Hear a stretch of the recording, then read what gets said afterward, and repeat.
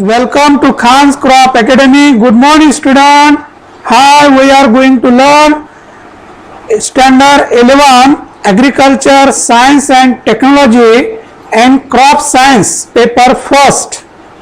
In previous lecture, explain the physical property of soil. In physical property, first point texture. Texture, this point can be explained in detail. Then textural type of soil, sandy soil, loamy soil, clay soil. Next also structure of soil. Structure also physical property of soil. Then textural structural type of soil, different shape and sizes of soil on the basis of structure. Then तर विद्यार्थी मित्रांनो, या अगोदरच्या lecture मध्ये आपण physical property हे point सुरू केलेलं होतं. त्या फिजिकल प्रॉपर्टी ऑफ सॉइल मध्ये टेक्स्चर हे महत्वाचं होतं. ते टेक्स्चर मध्ये आपण पूर्ण एक लेक्चर घेतलेलं आहे आणि व्यवस्थित सुटसुटीत घेतलेलं आहे. त्यामध्ये टेक्स्चरल टाइप ऑफ सॉइल सुद्धा आपण बघितले. Sandy soil, loamy soil, clay soil, ते डिटेल आपण अभ्यासलेलं आहोत. त्यानंतर आपण स्ट्रक्चर सुद्धा बघितलं. स्ट्रक्चर हे सुद्धा फिजिकल प्रॉपर्टी आहे आणि आज आपण या लेक्चर मध्ये नवीन फिजिकल प्रॉपर्टी बघत आहोत, density of soil. Density of soil. What is mean by density of soil? Lecture number 10. Then density, also known as bulk density, then depend upon the amount of pore space. Amount of pore spaces in the soil aggregate. Soil aggregate. After aggregate of soil particle, then attach each other. Then distance between two particle known as pore space. Known as pore space. तर या अगोदर वेळोवेळी तुम्हाला मी सांगितलं पोर space. पोर space म्हणजे काय? दोन पार्टिकल एकत्र आल्यानंतर जी जागा रिकामी असणारच आहे, एकदम त्यामध्ये जागा रिकामी असणारच आहे. ते पार्टिकलच्या साईजवर अवलंबून आहे जागा किती रिकामी, पण किती फाईन पार्टिकल असलं तरी जागा रिकामी असणार आहे. आणि त्या रिकामी जागेला आपण काय म्हणणार? कॅपिलरी. त्यालाच आपण पोर स्पेस म्हणणार. आणि पोर स्पेस फार महत्वाचं आहे जमिनीसाठी, पिकांच्या वाढीसाठी पोर स्पेस फार महत्वाचं आहे बाळांनो. तर हे जे पोर स्पेस आहे, तर त्या पोर स्पेसवरच हे सॉइलची डेन्सिटी, ज्याला आपण बल्क डेन्सिटी असं म्हणतो, the specific gravity of the soil is changed. तर मातीचं, जमिनीचं जे स्पेसिफिक ग्रॅव्हिटी जी आहे ते चेंज होतं. The amount of pore space is increased. The amount of pore space is increased, the specific gravity of the soil decreases. बघा कसं relation आहे. Amount of pore space is increases. आता pore space कधी increase होणार? Larger size of particle. Suppose sand particle च larger size of particle आहे आणि हे जर एकत्र आले तर पोर स्पेस वाढणार आहे. किंवा मातीमध्ये सँडचं प्रमाण जास्त असेल, सॅन्ड, सिल्ट आणि क्ले पार्टिकल ऍग्रिगेट झाले आणि ते ऍग्रिगेट झाल्यानंतर जे स्ट्रक्चर तयार होणार आहे, ते स्ट्रक्चर जे तयार होणार आहे त्यामध्ये पोर स्पेस राहणार आहे. जास्त सॅन्ड पार्टिकलचे प्रमाण असेल तर तेव्हा जास्त पोर स्पेस असणार, तेव्हा त्याची काय होणार? स्पेसिफिक ग्रॅव्हिटी डिक्रीज होणार. स्पेसिफिक ग्रॅव्हिटी काय होणार? डिक्रीज होणार. Bulk density is depend on soil organic matter. तर हे पोर स्पेस जे आहे हे कशावर अवलंबून आहे? तर सॉइल ऑर्गॅनिक मॅटरवर. ज्याला आपण बल्क डेन्सिटी कशावर अवलंबून आहे? तर सॉइल ऑर्गॅनिक मॅटर, जे सेंद्रिय घटक आपण जमिनीमध्ये टाकतो, जमिनीमध्ये सेंद्रिय घटक जास्त असेल. Soil texture. टेक्स्चर आपण बघितलं, relative percentage of sand, silt and clay particle known as texture of soil. है ना? टेक्स्चर, जमिनीचं जे टेक्स्चर आहे ते सँड, सिल्ट अँड क्ले पार्टिकलवर अवलंबून आहे. The density of soil mineral, density of soil mineral, sand, silt and clay and their packing arrangement. Their packing arrangement. Soil mineral कोण आहेत? Sand, silt and clay particle. These are the soil mineral. Then soil mineral in the form of particle, sand particle, silt particle and clay particle. Their packing arrangement. तर हे जे bulk density जे depend आहे हे कशावर अवलंबून आहे, कोणते फॅक्टर कन्सिडर करतात, सॉइल ऑर्गॅनिक मॅटर जर जास्त असेल तर पोर स्पेस जास्त, वॉटर होल्डिंग कॅपॅसिटी इन्क्रीज होणार, सॉइल टेक्स्चर है ना, त्यामध्ये सँडचं प्रमाण जास्त असेल, सँडी सॉइल मोर पोर स्पेस है ना, soil mineral sand silt and clay particle. तर यावर बल्क डेन्सिटी अवलंबून आहे मातीची. ॲज अ रूल ऑफ थंबचं एक रूल आहे, हे आपल्या टेक्स्टबुक मध्ये नाही आहे, फक्त वरचे दोनच सेंटेन्स दिले टेक्स्टबुक मध्ये, थोडं ऍडिशन समजण्यासाठी हे दोन सेंटेन्स मी ऍड केलेले आहेत. As a rule of thumb most soil have density of 2.65 gram per cubic centimetre.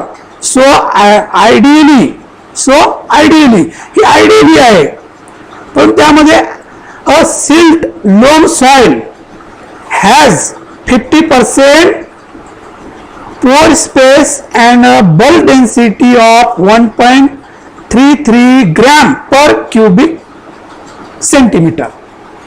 तर यावरून आपल्याला काय कळतं की जनरली जे सॉइलचं जे डेन्सिटी आहे ते 2.65 आहे, त्यामध्ये सिल्ट लोमी सॉइल आता किती महत्वाचं आहे, जे टेक्स्चरल टाइप ऑफ सॉइल जे आपण बघितलं, सिल्टी लोम सॉइल कशाला म्हणणार आपण, सिल्टी लोम सॉइल कशाला म्हणणार बाळ, तर लोमी सॉइल तर आहे. लोमी सॉइल कधी तयार होणार, the soil consisting the soil having somewhat equal proportion of sand, silt and clay particle known as loamy soil. ज्या जमिनीमध्ये तिन्ही पार्टिकलचं प्रमाण समवॉट इक्वल आहे अशा वेळेस लोमी सॉइल तयार होते. त्या लोमी सॉइल मध्ये आणखी सिल्टचं पार्टिकलचं प्रमाण जास्त असेल सॅन्ड आणि क्ले पार्टिकल पेक्षा, तर त्याला काय म्हणून आपण सिल्टी लोम सॉइल असं बघितलं ना. तर लोमी सॉइलचे फर्दर डिवाइड इंटू 3 टाइप आपण बघितलं.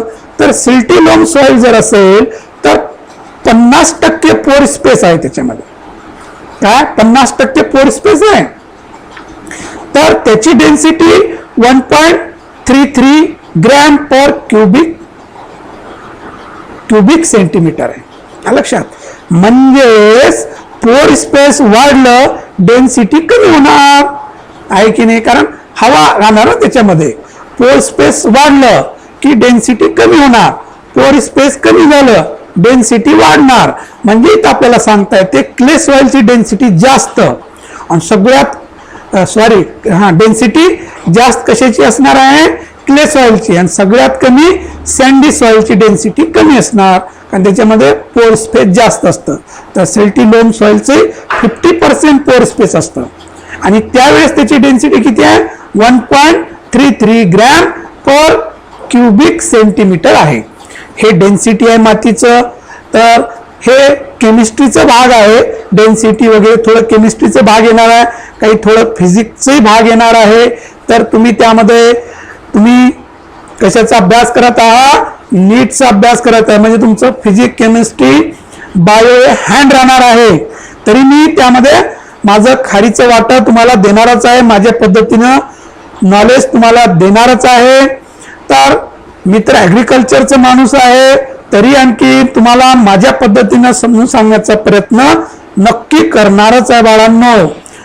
तर soil colour different soil have different colours. आता soil colour it is also physical property of soil. Then different soil have different color, various color of soil. तर आपल्याला प्रामुख्याने माहित आहे काळी माती, माती म्हटलं की काळी माती है ना, परंतु वेगळ्या कलरची जमीन असते बघा, वेगळ्या कलरची जमीन आहे. सगळ्या जमिनी तर खडकापासून तयार झालेल्या आहेत. पॅरेंट मटेरियल कोण आहे, खडक आहे, रॉक आहे.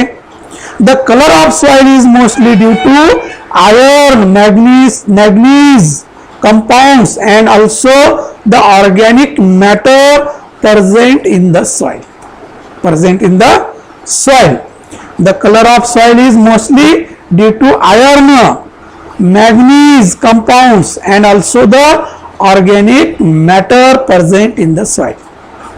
तर जमिनीचा जे रंग येतो जमिनीला ते कशाद्वारे होतो, रंग कशाद्वारे येतो, आयर्न आणि मॅग्नीज आणि ऑर्गॅनिक कंपाऊंड और ऑर्गॅनिक मॅटर, ज्याला सेंद्रिय घटक असं म्हणणार आपण, आयर्न आणि मॅग्नीज हे जमिनीला रंग आणून देतात.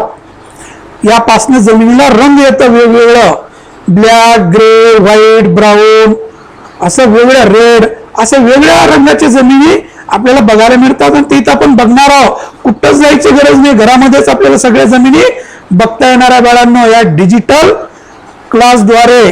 तर आपण ब्लॅकबोर्डवर हे दाखवू शकत नव्हतं, परंतु हे डिजिटल या युट्यूबद्वारे तुमचं पूर्ण प्रॅक्टिकल सहित होणार आहे बाळांनो. तर काय म्हणलं आपण, वेगळ्या रंगाची जमीन आढळते. का आढळते? Due to present of iron and manganese and organic matter in the soil. Soils come in different shades. Soils come in different shades. आता हे खालचे पॉइंट टेक्स्टबुक मध्ये वरचे दोनच पॉइंट होते, आपण एक्स्ट्रा दिलेले आहे की जेणेकरून व्यवस्थित समजण्यासाठी. Soils come in different shades.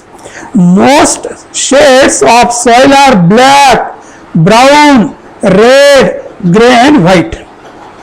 काळ्या रंगाची जमीन, भुरक्या रंगाची जमीन, लाल जमिनी, ग्रे कलरची, व्हाईट, पांढरी माती असं म्हणतो आपण. तर अशा वेगळ्या रंगाची आपल्याला जमीन बघायला मिळतं. हे प्रामुख्याने कलर आणि त्यामध्ये लाईट डार्क अशा भरपूर जमिनी तयार होणार आहेत. Soil colour and other properties including texture, structure and consistence are used to distinguish and identify soil horizon layers. आपण मागे बघितलं सॉइल प्रोफाईल, सॉइल हॉरिझोन बघितलं आपण, लेअर बघितले. हे लेअर कशा, हे सॉइल टेक्स्चर, स्ट्रक्चर, कलर हे वेगवेगळं असल्यामुळे आपल्याला हे लेअर वेगळे दिसतं, आपल्याला ते आयडेंटिफाय करता येते. And to group soils according to soil classification system called soil taxonomy. Soil taxonomy, flora taxonomy, biology मध्ये टेक्झॉनॉमी चॅप्टर असते बघा, इथं आपलं सॉइल टेक्झॉनॉमी. तर ज्यामध्ये जमिनीचं स्ट्रक्चर, टेक्स्चर है ना, सॉइल कलर, जमिनीचे क्लासिफिकेशन हे सगळं जे शिकवलं जातं ते त्यालाच काय म्हणणार आपण, सॉइल टेक्झॉनॉमी. हे सुद्धा एक सब्जेक्टच तयार होतं.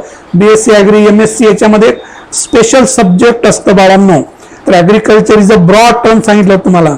हे काही असं बायोलॉजी, केमिस्ट्री, फिजिक्स सारखं लिमिटेड नाही आहे. हे ॲग्रिकल्चर म्हटलं की ब्रॉड टर्म आहे, फारच सगळं पसरलेलं आहे ना. शेताच्या रिलेटेड जे काही येणार ते सगळं ॲग्रिकल्चर. ओके, तर असं हे ॲग्रिकल्चर आहे बाळांनो. तर या वेगळ्या रंगाची जमिनी निर्माण होतात. तर ह्या पद्धतीच्या जमिनी आहे का, किती आहेत, ब्लॅक कलर, रेड कलर आणि ग्रे कलर, व्हाईट कलर आहे का, किती कलर आहेत, 1 2 3 4 5, 5 3 जा 15. किती जमिनी आहेत, 15 रंगाच्या जमिनी आहेत आपल्या समोर. किती जमिनी आहेत, 15. आपल्याला 2-3च माहित, काळी, लाल, पांढरी आहे ना. काळी, लाल, पांढरी, तेही मोठ्या शहरामध्ये त्याला तर तेही माहित नसेल है ना. दूध कोण देते, भैया देते है ना. तर बाळांनो, आपण सगळे शेतकऱ्यांचे मुलं आहोत आणि काही असतील बिचारे, पण त्यांनाही समजण्यासाठी आपण हे डिजिटल क्लास फारच उपयुक्त ठरणार आहे. घरी बसल्या बसल्या आपल्याला सगळ्या जमिनी बघता येतात बघा है ना. 15 कलरच्या जमिनी आहेत बघा, किती, 15 रंगाच्या तुम्हाला जमिनी मी दाखवित आहे समोर. लक्षात, आपल्याला ब्लॅकच आणि रेड आणि व्हाईट 3च रंग माहित आहे, परंतु एवढ्या रंगाचे. तर या पद्धतीनं हे फिजिकल प्रॉपर्टी मध्ये मोडतं सॉइल कलर सुद्धा. Next physical property, soil temperature. Soil temperature is a physical property of soil. Soil temperature is measured with the help of soil thermometer.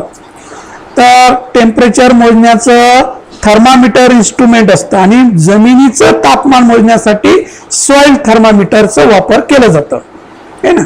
जमीन गरम होते, आपण म्हणतो जमीन तपायला पाहिजे, उन्हाळा गरम व्हायला पाहिजे, 2 महिने ऊन तपायला पाहिजे, तर व्यवस्थित उत्पादन मिळतं असं जे म्हणतात की नाही, तेच आपल्याला बघायचं आहे की नेमकं काय फंक्शन असतं टेम्परेचरचं.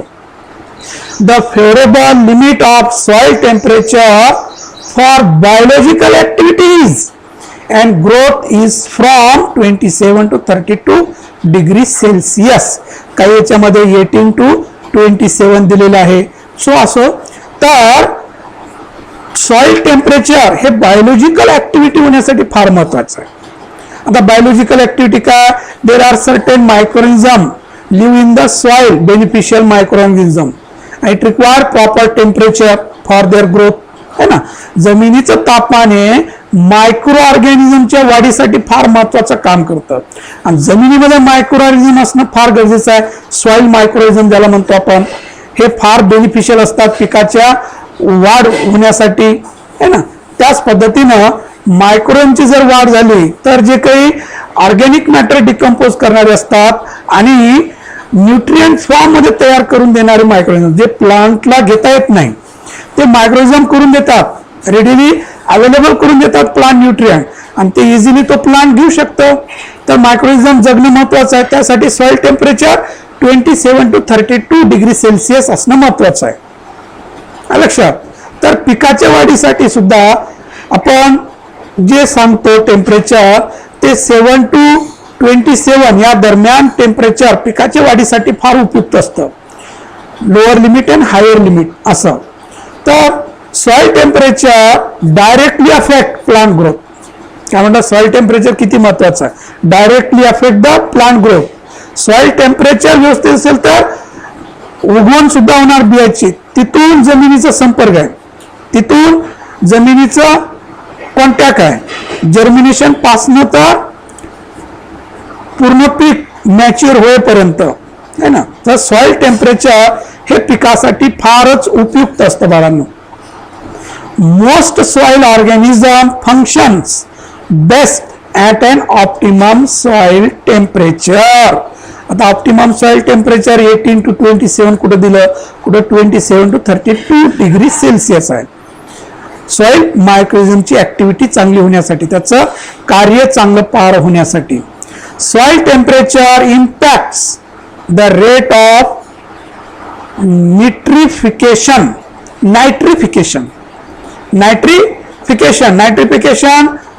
जे आपण नोडल जे बघतो आपण, है ना, नोडल म्हणजे गाठी, जे लेग्युम क्रॉप आहे, जे द्विदल पिक आहे, जे शेंगवर्गीय पिकाचे जी मुळं आहेत त्याच्यावर गाठी असतात बघा, ते असतात नत्रस्त्रीकरण करणाऱ्या गाठी. तिथं कोण असतं, रायझोबियम असतं.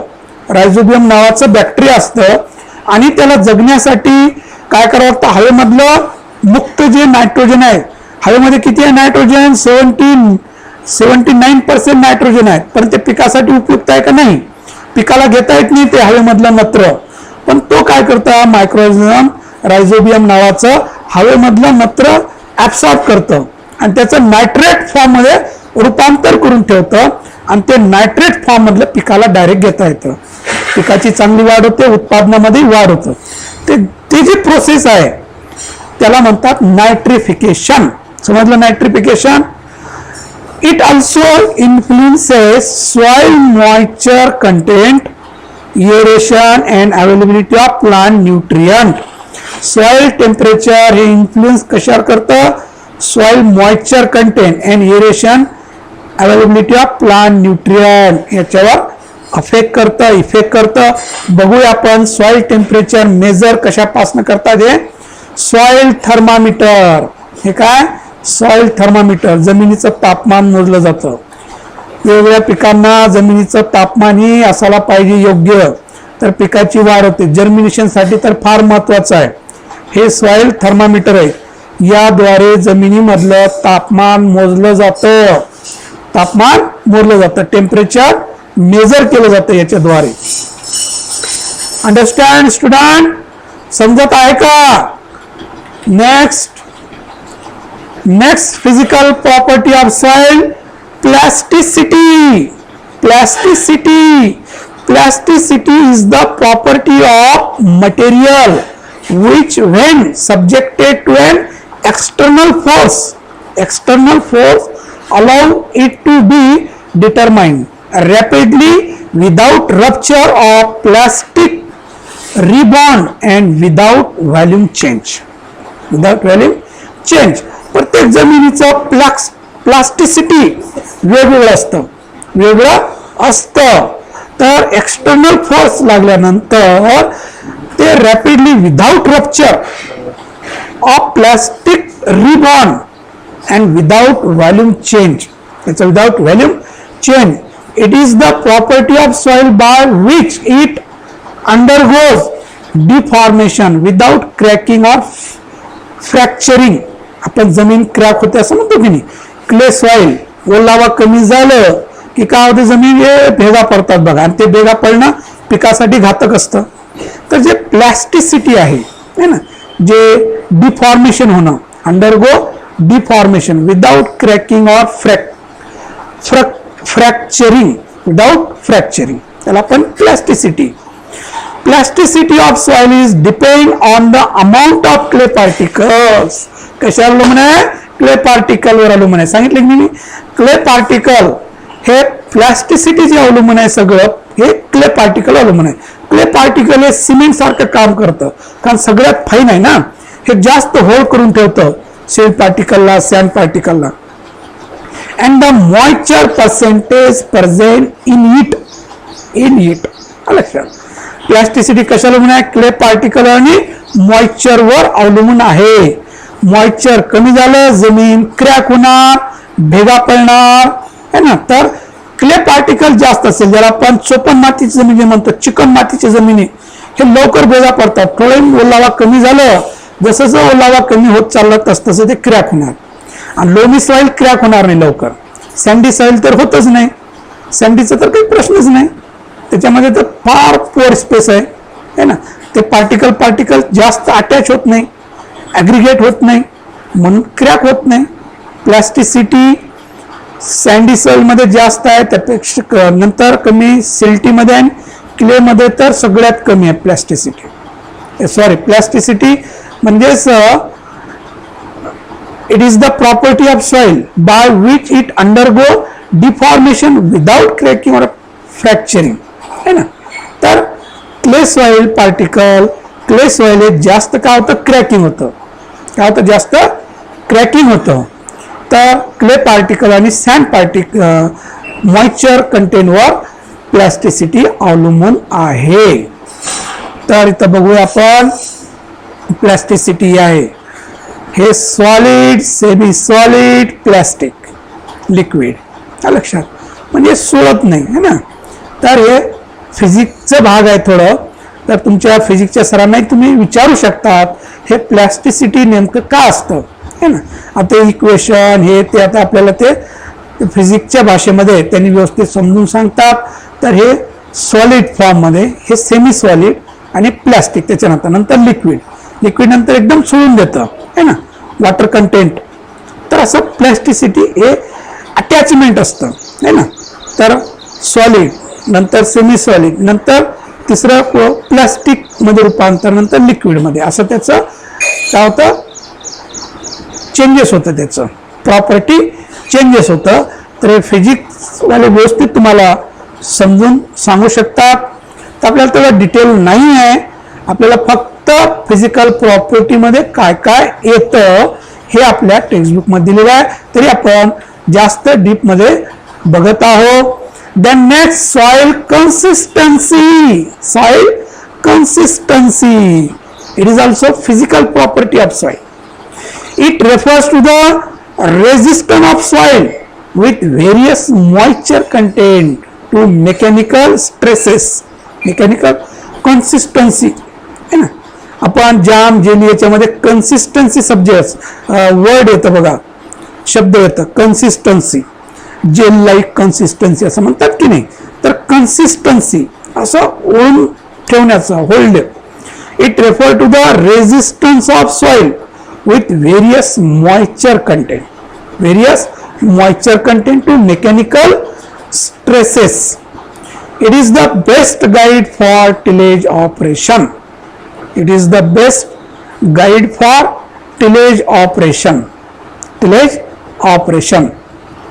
Soil consistency has importance for the practical use of soils such as soil tillage and compaction by farm machineries. तर जमीन जेव्हा मशागतीला हार्ड जाते तर ते कन्सिस्टन्सी असते त्याच्यामध्ये है ना. तर जे चोपण माती जमीन आहे, क्ले सॉइल आहे ना, फार मशागतीसाठी हार्ड जाते, म्हणून आपण त्या जमिनीला काय म्हटलं होतं, हेवी सॉइल म्हटलं होतं. काय म्हटलं, हेवी सॉइल. आणि त्या हेवी सॉइलचा दुसरे अर्थ सांगितलं होतं, ज्या मातीमध्ये या न्यूट्रिएंट जास्त, सुपीक जमीन असते त्याला आपण भारी जमीन असं म्हणतो आपण. परंतु मशागत वरून आपण हलकी हलकी जमीन कशाला म्हणणार, जे सँडी सॉइल आहे मशागतीसाठी सोपं जाते, बैलांना भारी जात नाही. आणि कशावर म्हणा, तर सॉइल कन्सिस्टन्सीवर आलो म्हणा, कन्सिस्टन्सी त्याचं आहे की नाही. तर हे सॉइल कन्सिस्टन्सी फिजिकल प्रॉपर्टी आहे सॉइलची, या पद्धतीने सॉइल कन्सिस्टन्सी. आपण चिखल तयार केलं तर या पद्धतीने कन्सिस्टन्सी तो किती, आपण हुंडा तयार करतो की नाही, आपण गव्हाचा हुंडा तयार केलं तर कन्सिस्टन्सी असते, प्लॅस्टिसिटी असं लांबते की नाही, ते ज्वारीचं पीठ तसं होते का नाही, तर तसं कन्सिस्टन्सी किती ते चिकटतं आणि ते लांब तयार होतं, ते कन्सिस्टन्सी. असं पूर्ण प्रॅक्टिकली तुम्हाला दाखवत आहे.